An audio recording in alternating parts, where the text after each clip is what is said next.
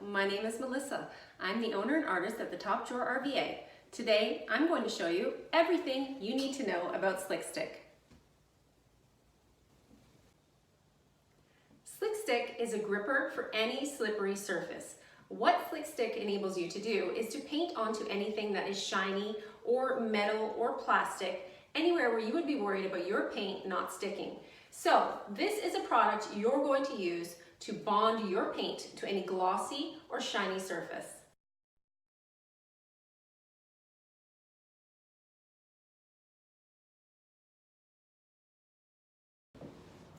Slick Stick bonds to any shiny surface. What you're going to do is use a chip brush. This brush is then thrown away after use. You're going to want to shake your product well and get ready to apply it. You're going to take your chip brush and you're going to apply an even coat over top of your shiny surface. You're going to let this dry for 2 hours. After this dries, you're going to apply one more even coat. You're going to then wait 24 hours before you begin to paint your project.